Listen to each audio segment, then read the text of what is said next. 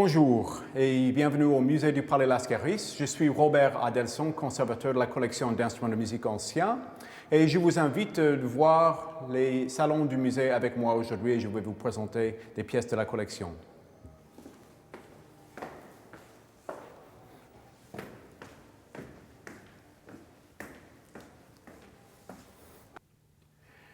Ce palais a été édifié par la famille Lascaris-Ventimiglia à partir de 1648 et la famille habite ici jusqu'à la Révolution.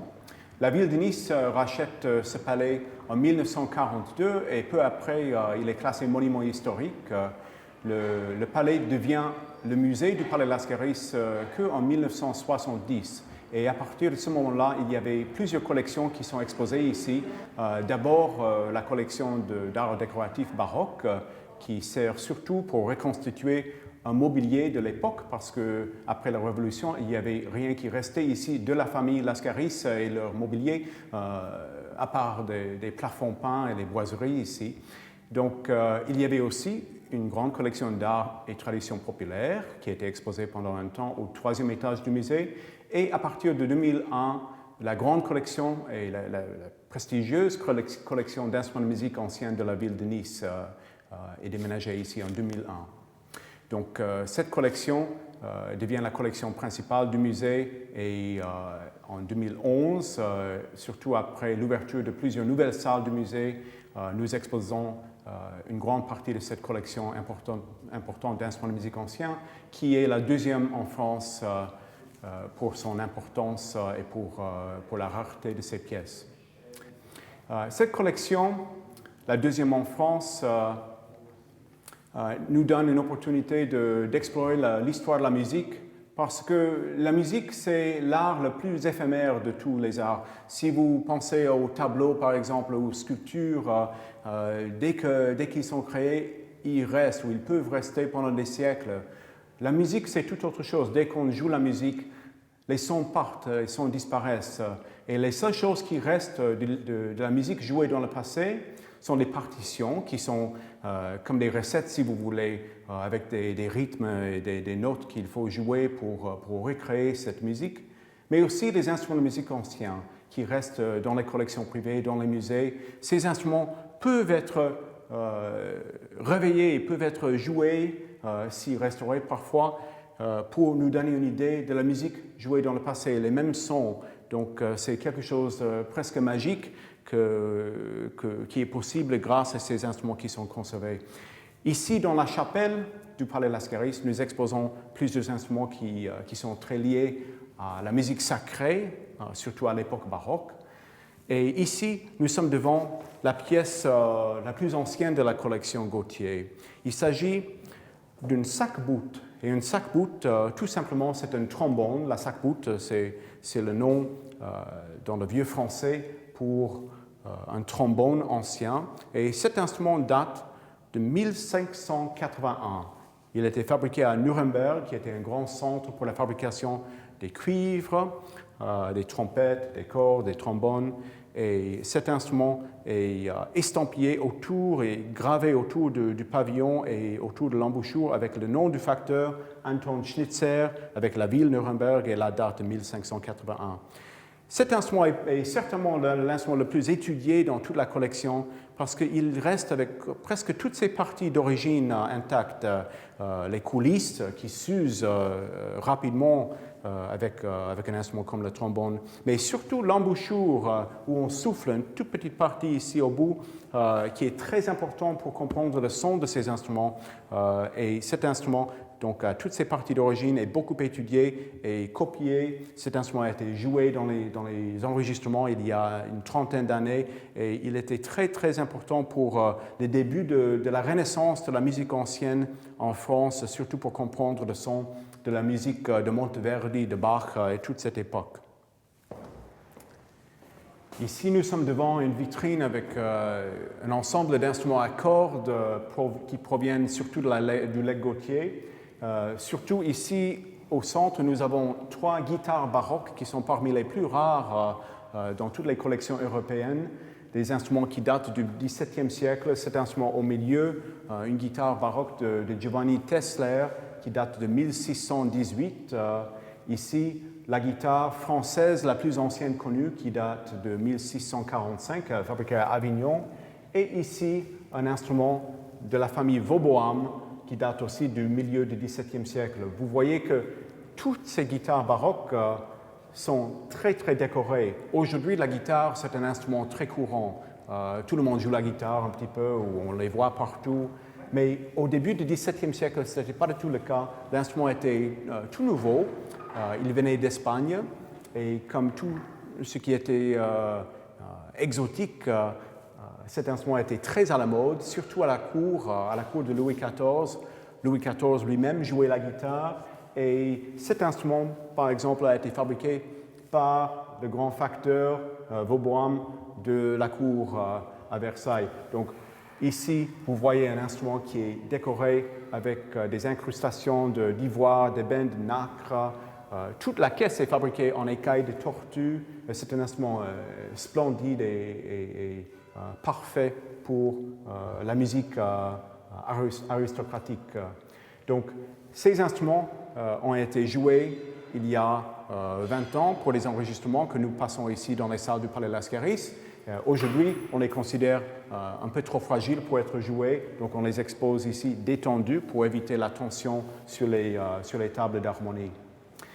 Ici, juste en bas, il y a une autre sorte d'instrument qui n'existe plus dans notre culture musicale aujourd'hui, malheureusement, parce que c'est un instrument très intéressant. Il s'agit de la viole d'amour. Et ici, nous avons deux très belles violes d'amour. Donc, viole, parce qu'il s'agit d'un instrument à cordes frottées avec un archet.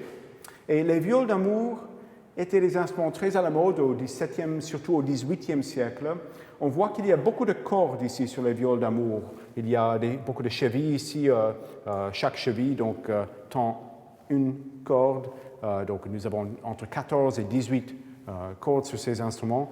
Il y a une rangée de cordes supérieures qu'on frotte avec l'archet, comme sur un violon ou sur un alto. Mais il y a toute une autre rangée de cordes en bas qui ne sont pas touchées par l'archet, mais qui vibrent par sympathie. On les appelle les cordes sympathiques. Donc, en frottant des cordes en haut, l'air autour est mis en vibration et les cordes en bas vibrent par sympathie. Donc, on pensait que c'était formidable à l'époque, une sorte de métaphore pour l'amour, comme quand on tombe amoureux et son cœur bat pour quelqu'un d'autre à travers l'espace, il y a une réaction, l'autre cœur se bat et il y a cet échange. C'est la même chose pour ces cordes qui se mettent en vibration par sympathie. Donc, il y avait une tradition de sculpter les têtes de ces instruments avec des yeux bandés pour montrer l'amour aveugle. Donc, c'était très joli. Les instruments sont très décorés. Et le son, surtout de ces instruments, est magnifique avec beaucoup de résonance autour de son.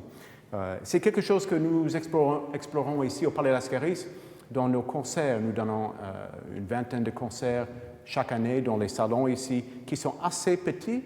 Et ça nous permet d'entendre ces qualités sonores qui sont perdues aujourd'hui dans les grandes salles de concert, comme par exemple ces cordes sympathiques des violes d'amour. Après, ici en bas, nous avons un ensemble de tout petits violons. Et donc les visiteurs ici au musée, surtout les enfants, les trouvent très intéressants, pensent peut-être qu'il s'agit des jouets ou des instruments d'enfants. Pas du tout. Il s'agit des violons pochettes des maîtres à danser au XVIIIe siècle. Donc, les maîtres à danser arrivaient au château pour donner un cours de danse et ils sortaient toujours de leur poche du manteau un petit violon, donc le nom violon pochette, pour jouer, pour marquer le pas lors d'un cours de danse, parce que bien sûr il n'y avait pas de lecteur CD à l'époque pour avoir la musique à volonté. Ici, nous montrons un ensemble d'instruments qui sont de tout type, toute forme. Les grands luthiers de l'époque, Stradivarius, Guarnerius, ont tous fabriqué des violons pochettes. Donc, c'était des instruments qui faisaient partie de l'histoire culturelle de l'époque, bien qu'il ne s'agit pas des instruments qui ont un très beau son, parce qu'il y a très peu de caisses de résonance.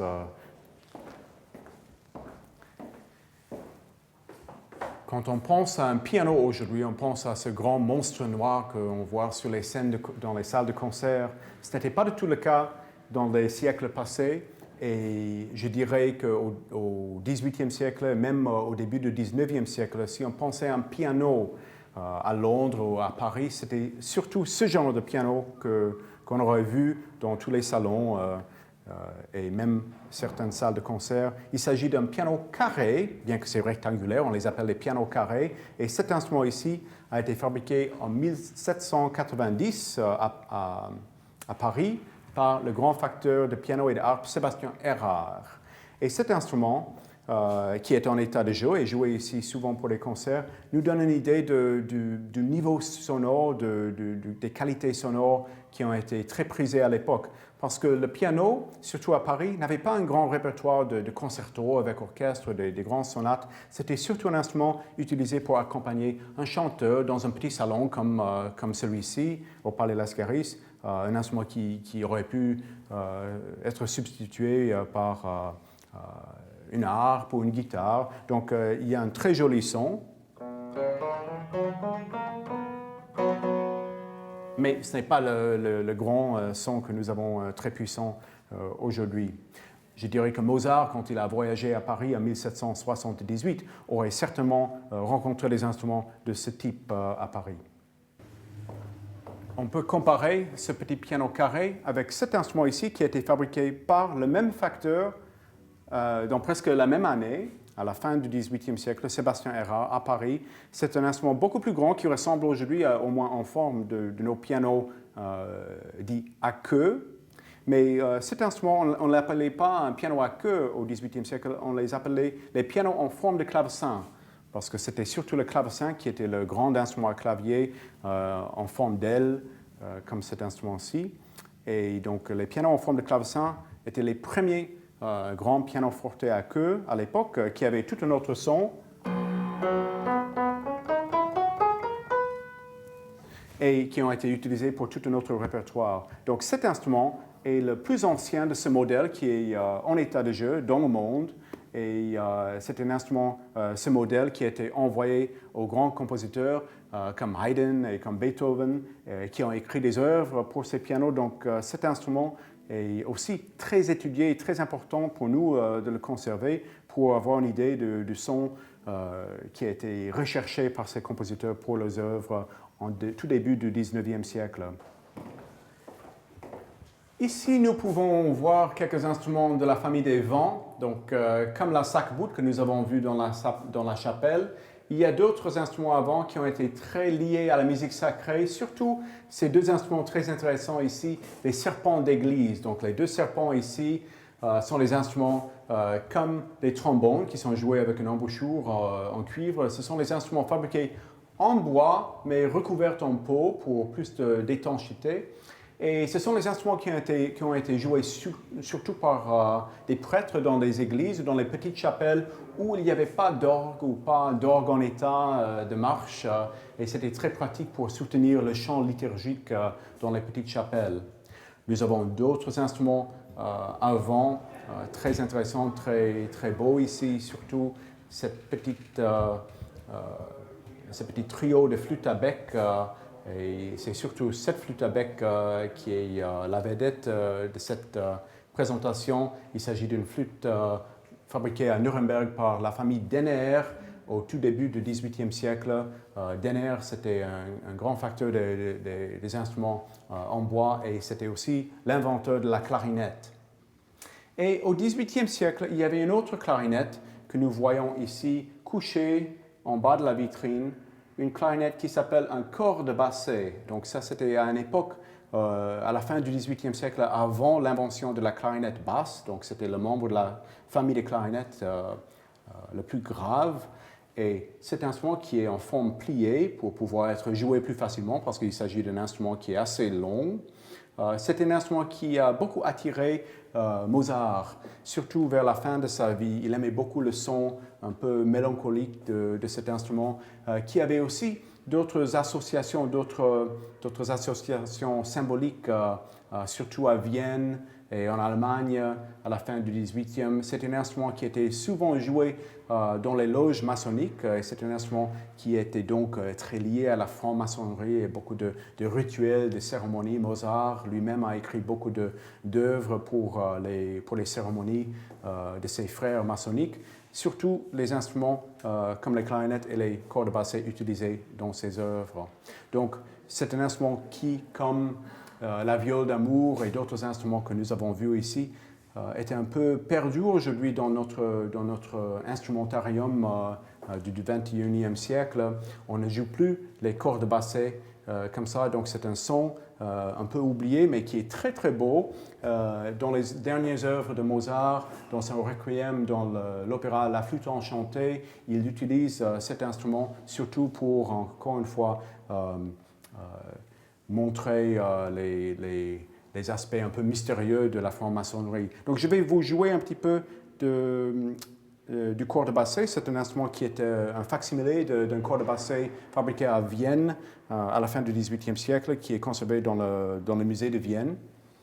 Donc un petit extrait de La Flûte enchantée de Mozart.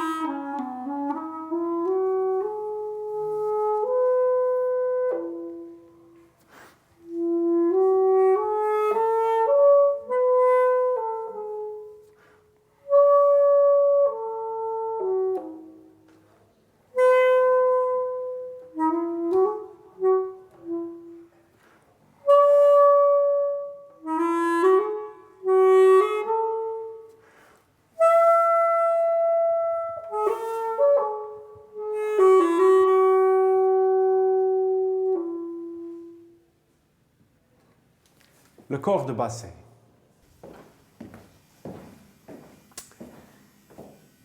La harpe est un instrument très important dans nos collections au Palais Lascaris, non seulement à cause d'un dépôt très important des documents, des instruments liés à l'histoire de la harpe, surtout de la maison Erard, mais aussi parce qu'ici, dans ce demeure aristocratique du XVIIe, XVIIIe siècle, c'est un instrument qui aurait été obligatoire dans ces salons. Donc ici, nous avons un ensemble de harpes très intéressant. Cette harpe ici, fabriquée en 1780, a été découverte dans les combles d'un château au centre de la France, dans sa boîte d'origine, que nous conservons ici au musée aussi. Et donc dans cette boîte, il y avait cette belle harpe bien préservée, fabriquée par Naderman, le grand facteur de harpe à la cour de Marie-Antoinette, facteur royal. Il y avait aussi dans cette boîte, avec cet instrument, un recueil de musique pour harpe, un recueil de partitions signé par la vicomtesse de Beaumont, qui était la première propriétaire de cet instrument. Donc grâce à ce recueil de musique, nous savons exactement ce que cette musicienne amateur jouait sur cet instrument. Et ce qui est très intéressant, c'est que nous apprenons qu'elle jouait que la musique contemporaine, tous les morceaux, les sonates, des airs d'opéra qui ont été à la mode, joués à l'opéra ou à la comédie italienne à cette époque,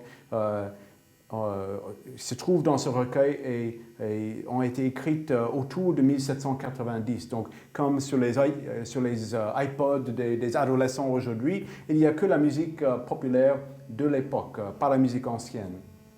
Après, nous continuons ici avec deux autres harpes qui montrent une période extrêmement importante de transition avec cet instrument. La harpe de l'Ancien Régime, la harpe de Marie-Antoinette, ici, c'est un instrument très très beau, mais un peu limité pour les possibilités musicales. Il n'y avait pas la possibilité de jouer dans toutes les tonalités comme un piano ou comme un clavecin.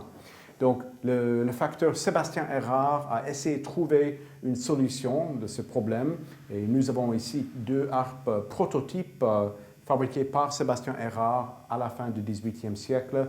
Ici, c'est la première harpe fabriquée par Erard. Et ici, sa première harpe qui peut être considérée comme la première harpe moderne, c'était la première harpe, ce qu'on appelle une harpe à double mouvement. Ce sont les harpes jouées aujourd'hui partout dans le monde.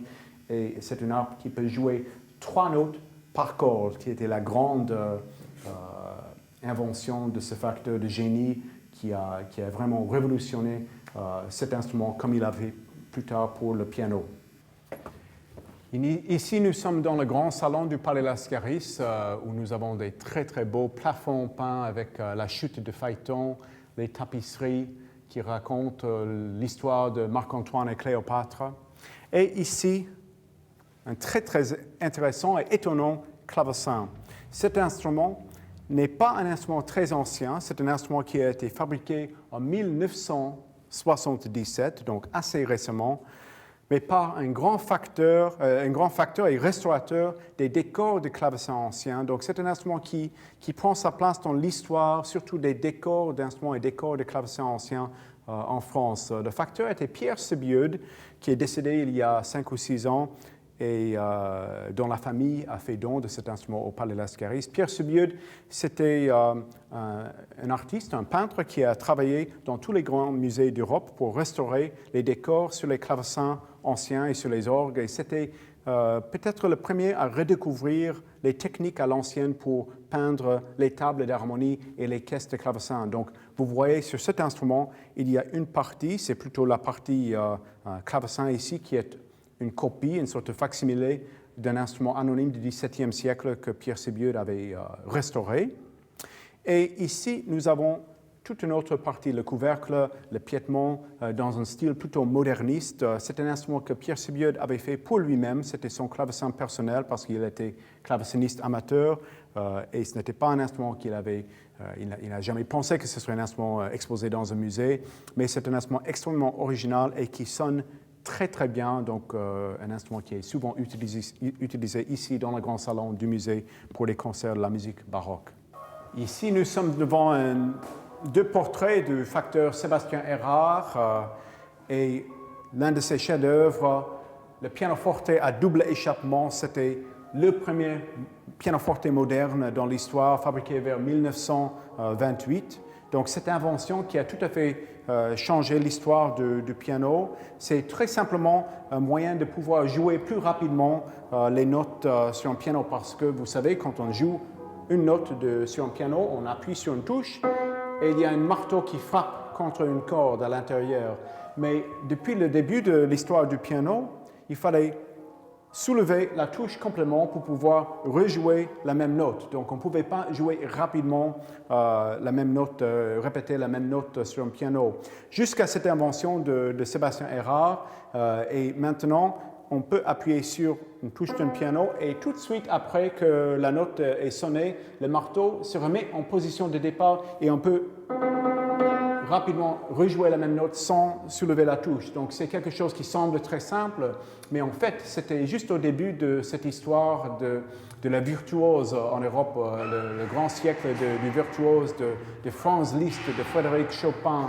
Et grâce à cette invention, ces compositeurs, ces pianistes pouvaient jouer la musique extrêmement compliquée et extrêmement brillante, et c'était surtout grâce à cette invention de Sébastien Erard. Ce piano a une histoire très intéressante et fortement liée à la ville de Nice. Il s'agit d'un pianoforte à queue fabriqué par la maison Pleyel en 1863. La maison Pleyel, c'était le grand concurrent à la maison Erard, si vous voulez, au XIXe siècle. Le compositeur et pianiste Frédéric Chopin aimait beaucoup le son des pianos Pleyel. Donc cet instrument, qui est un modèle de luxe, tout à fait la taille d'un piano à queue d'aujourd'hui, et un instrument décoré, un modèle somptueux, mais surtout quand nous avons fait des recherches dans les archives de la maison Pleyel pour voir un petit peu l'histoire de cet instrument, parce qu'il y a un numéro de matricule toujours inscrit à l'intérieur, nous avons découvert que cet instrument a été commandé par le Cercle Masséna de Nice, donc l'un des grands cercles musicaux et artistiques ici sous Napoléon III, dans lequel il y avait des grands musiciens et compositeurs qui sont passés par Nice, Jules Massenet, Gabriel Fauré, Sigismund Thalberg, qui ont tous joué des concerts ici à Nice et sur ce piano. J'espère que cette visite vous aura plu et j'espère vous revoir ici pour une visite ou pour un concert ici au Musée des Palais Lascaris qui est ouvert tous les jours sauf le mardi de 10h à 18h.